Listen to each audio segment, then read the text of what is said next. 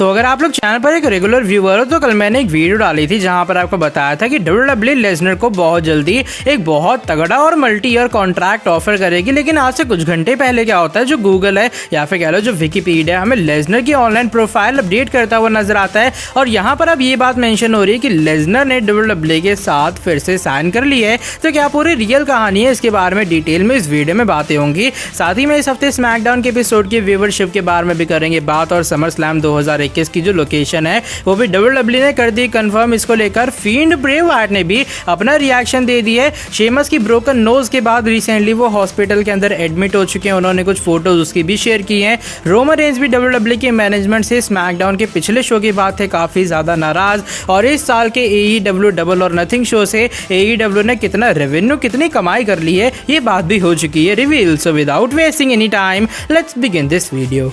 तो वीडियो को हम लोग शुरू करने वाले हैं पहले इस हफ्ते स्मैकडाउन के एपिसोड की व्यूअरशिप के साथ में, जो कि मेरे अकॉर्डिंग स्मैकडाउन का एक और एंटरटेनिंग एडिशन जरूर था। मिलने भी फिलहाल स्मैकडाउन के अंदर जो स्टोरी लाइन चल रही है वो फैमिली वर्सेस फैमिली यानी कि मिस्टीरियोस वर्सेस ट्राइबल चीफ की पूरी फैमिली यानी कि एनॉय फैमिली के बीच चल रही है। लेकिन क्या इस हफ्ते स्मैकडाउन के एपिसोड की व्यूअरशिप जरूर बहुत लोग जानना चाहेंगे। तो इस हफ्ते स्मैकडाउन के एपिसोड को जो एवरेज व्यूअरशिप रिसीव हुई है वो पिछले हफ्ते के मुकाबले ज्यादा है, क्योंकि यहाँ पर व्यूअरशिप आई है 1.800 मिलियन व्यूअर्स। और वहीं अगर मैं पिछले हफ्ते की बात करूं तो पिछले हफ्ते व्यूअरशिप कम आई थी, वो 1.755 मिलियन व्यूअरशिप आई थी। और अचानक से व्यूअरशिप का ड्रॉप होना WWE को काफी अजीबो गरीब लगा होगा, क्योंकि पिछले हफ्ते स्मैकडाउन के सिर्फ बैक स्टेज के ऊपर हमें रोमन दिखाई दिए थे, लेकिन इस हफ्ते स्मैकडाउन के एपिसोड की जो ओपनिंग और क्लोजिंग है दोनों हमारे ट्राइबल चीफ ही करते हैं। और पिछले हफ्ते की जो फाइनल व्यूअरशिप है 1.93 मिलियन व्यूअरशिप के आसपास गई थी। तो जरूर इस हफ्ते जो फाइनल व्यूअरशिप है जो कि मेरे हिसाब से मंडे तक रिवील हो जाएगी वो हमें 2 मिलियन से ऊपर जाती हुई नजर आएगी नेक्स्ट अपडेट की तरफ। लेकिन अब हम लोग बढ़ लेते हैं और इस बार ये इस साल की biggest party of the summer slam 2021 के बारे में जुड़ी है। समर स्लैम 2021 की कौन सी इस साल की लोकेशन होगी उसके लिए काफी सारे रूमर्स आ रहे थे सामने, लेकिन जो सबसे बड़ा रूमर था वो ये कि एलिजांट स्टेडियम के अंदर चांसेस यही है कि WWE इस साल हमें लास वेगास में समर स्लैम होल्ड करते हुए नजर आएगी। और फाइनली WWE ने इसकी ऑफिशियल अनाउंसमेंट भी कर दी है और उसका स्क्रीनशॉट आप लोग देख पा रहे हो अपनी स्क्रीन के सामने। WWE ने अनाउंस की है ब्रेकिंग न्यूज, इस साल का Summer Slam Allegiant Stadium Las Vegas के अंदर सैटरडे को होगा, यानी कि 21 अगस्त को ये होगा इंडिया के अंदर। संडे को आएगा तो भाई संडे है मतलब फंडे है, मजा बहुत आने वाला है। और ये पहला ऐसा WWE का एनुअल इवेंट होगा जो कि हमें NFL के स्टेडियम के अंदर होल्ड होता हुआ नजर आएगा। तो चलो भाई अच्छी बात है, WWE ने अब तो लोकेशन भी कंफर्म कर दी है, मजा बहुत आएगा समर स्लैम के अंदर जब वो इस बार लास वेगास के अंदर होगा। लेकिन इसको लेकर हमारे फील्ड ब्रे वाइट भी कहाँ पीछे रहते हैं, वो भी अपना इसको लेकर रिएक्शन दे देते हैं।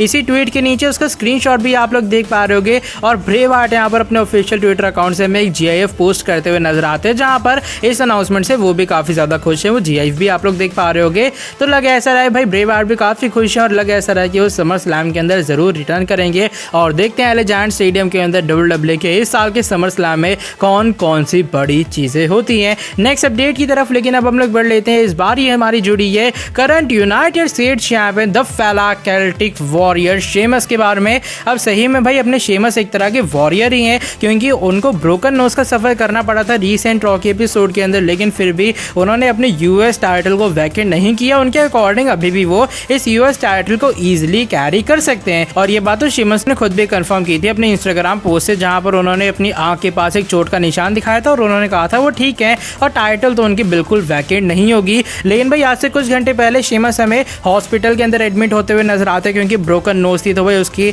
सर्जरी वगैरह या फिर कह लो उसका ऑपरेशन वगैरह तो होना ही था। तो उसकी कुछ फोटोज आप लोग अपनी स्क्रीन के सामने देख पा रहे होगे और यहाँ पर शेमस की नाक के ऊपर हमें सारी पट्टी वगैरह बंधी हुई नजर आ रही है। और शेमस भाई फिर भी यहाँ पर कहते हैं #still कि इतनी चोट लगी तो क्या हुआ, मैं हूं तो आपका यूनाइटेड स्टेट्स चैंपियन ही। और दूसरी फोटो भी आप लोग देख पा रहे हो, यहाँ पर भी शेमस हॉस्पिटल के अंदर एडमिट है और वो थंब का साइन दे रहे हैं अपने सभी फैंस को, उनके सपोर्टर्स को कि भाई टेंशन वाली कोई बात नहीं है। शेमस यहाँ पर आराम से नोज को अपनी ठीक करवाने के बाद हमें WWE में लौटते हुए नजर आएंगे। तो लगा ऐसा रहा कि टाइटल जो है उनके हाथ से जाएगी नहीं, लेकिन करीबन 1-2 हफ्ते तक, या फिर ये भी हो सकता है कि अगर हेल इन अ सेल पेपर व्यू तक जो शेमस है वो 100% अपने नहीं होते हैं तो WWE उनको हेल इन अ सेल भी मिस करवाते हुए नजर आ सकते हैं। जो हम सभी के लिए बुरी खबर है वो ये कि रॉ के एपिसोड को देखना बहुत ज्यादा मुश्किल होगा, क्योंकि मुश्किल से जो शेमस का US टाइटल का ओपन चैलेंज वगैरह पूरी चीज थी वो ज्यादा अच्छी लगती थी। लेकिन अब जो शेमस है अपने बेचारे वो भी रॉ के एपिसोड से शायद थोड़े टाइम के लिए बाहर हो चुके हैं। तो रॉ के एपिसोड को देखना और भी ज़्यादा मुश्किल होने वाला है। लेकिन भाई गेट वेल सून शेमस,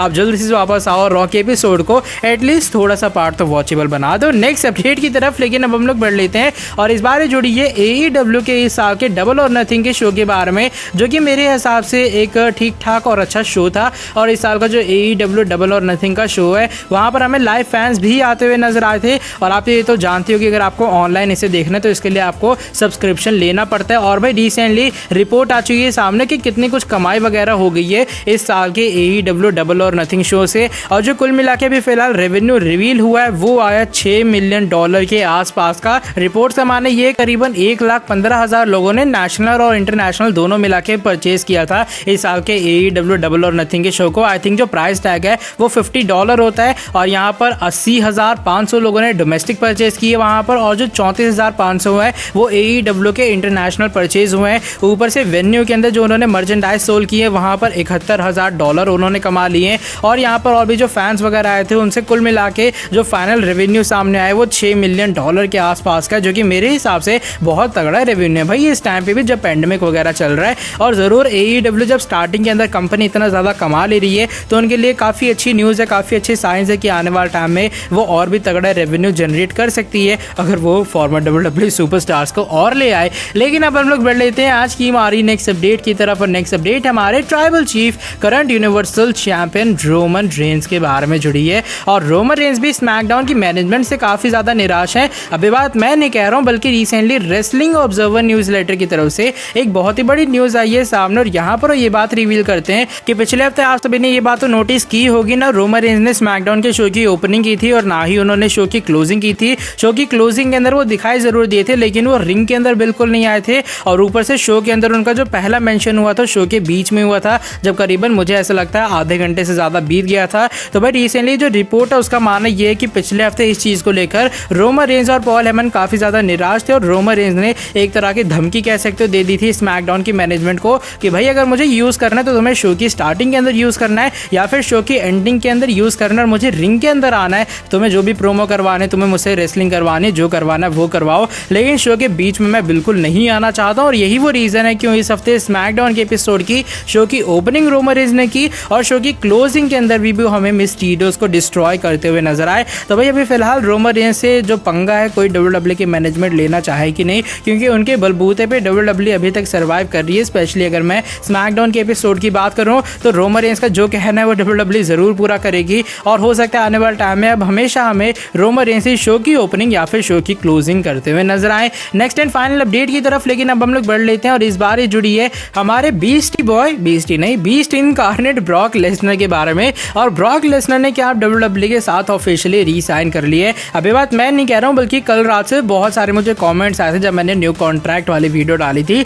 लोगों का कहना ये था कि भाई तो न्यू कॉन्ट्रैक्ट ही पीछे पड़ा है और यहाँ पर लेसनर ने WWE के साथ री साइन भी कर ली। ऐसा हम लोग नहीं कह रहे हैं बल्कि तो खुद जाकर चेकआउट कर गूगल के ऊपर जो लेसनर की प्रोफाइल है वो अपडेट हो चुकी है। उसका स्क्रीनशॉट भी आप लोग देख पा रहे होगे। अगर आप लोग ब्रॉक लेसनर का नेम टाइप करते हो तो सबसे ऊपर विकिपीडिया का यही वाला हमें आर्टिकल पोस्ट होता हुआ नजर आता है। और यहाँ पर ये बात मेंशन है कि जो हमारे फॉर्मर फुटबॉल प्लेयर हैं जो लेसनर हैं वो अभी फिलहाल WWE के साथ साइन कर चुके हैं और वो रॉ के एपिसोड के अंदर हमें परफॉर्म करते हुए नजर आ रहे हैं। अभी इस चीज़ को देखने के बाद मैं भी चौंक गया कि भाई ये सब हो गया और मैं सोता रह गया क्या मुझे ये बात पता नहीं लगी कि लेसनर ने WWE के साथ री साइन कर लिया है। तो भाई थोड़ा हम लोग इसकी और डिटेल के अंदर जाते हो। अगर आप लोग विकिपीडिया की वाली साइट ओपन करोगे और अगर एकदम डिटेल में जाके चेक करोगे तो उसका एक स्क्रीनशॉट आप लोग देख पा रहे हो। और यहाँ पर ये बात मेंशन है कि 3 जून 2021 को WWE ने लेसनर को एलिमिनी सेक्शन से मूव करके कर दिया था मंडे नाइट रॉ के एपिसोड के रॉ के रोस्टर के अंदर, जिसका मतलब ये है कि लेसनर एक बार फिर से WWE के अंदर बहुत जल्दी वापस आने वाले हैं। तो कुल मिला के जो सारी चीजें हैं अभी फिलहाल रूमर्स और रिपोर्ट्स भी चल रही हैं, कोई भी बात कंफर्म नहीं है अनटिल एंड अनलेस WWE खुद इस बात को ऑफिशियली अनाउंस ना करे। ये जो विकिपीडिया की पूरी स्टेटमेंट है इससे बात साफ पता लगती है कि वो भी रूमर्स पर डिपेंड है, यहाँ पर कोई भी बात कंफर्म नहीं है। वो अलग बात है कि विकिपीडिया भी कभी कभार एक अच्छा सोर्स बन जाता है। अगर आपको याद होगा जॉन सीना और अंडरटेकर का रेसलमेनिया 34 का मैच जब रेसलमेनिया स्टार्ट होने वाला था सिर्फ उससे कुछ मिनट पहले ही WWE ने या फिर कह लो विकिपीडिया के ऊपर हमें ये मैच अपडेट होता हुआ नजर आता है और वो मैच एक्चुअली में हुआ भी था रेसलमेनिया 34 में। तो मे बी लेसनर के केस में भी ऐसा हो सकता है और बहुत जल्दी हमें लेसनर WWE के साथ साइन करते हुए नजर आए। लेकिन अभी फिलहाल ये बात पूरे तरीके से कंफर्म नहीं है। तो भाई आज की जो ये वाली वीडियो बस यहीं तक थी। अगर आपको ये वाली वीडियो पसंद आई है आप लोग लोग नीचे वीडियो को लाइक कर सकते हो। वीडियो को लाइक करने के साथ सब्सक्राइब कर दो आप लोग चैनल को और बेल नोटिफिकेशन को भी कर दो ऑन, ताकि आगे भी आपको हमारे चैनल पर कुछ ऐसी इंटरेस्टिंग कमाल की नॉबी फ्रेश अपडेट जानने को मिलती रहे। नेक्स्ट वीडियो के अंदर आके आपसे काफ़ी जल्दी मिलता हूँ। Till then bye bye, take care.